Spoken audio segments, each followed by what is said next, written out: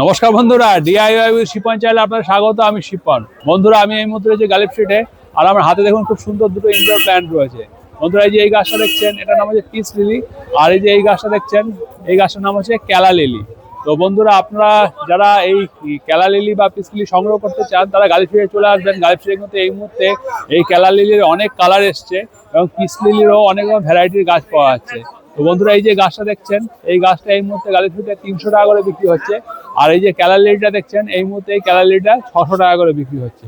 আর আপনারা যদি নতুন বাগানি হন, তাহলে আমি আপনাদেরকে বলবো এই দুটো গাছের মধ্যে পিস লিলি করতে। পিস লিলি কিন্তু খুব সহজে করা যায়, আর এই গাছটা কিন্তু খুব ইজি টু মেনটেন প্ল্যান্ট।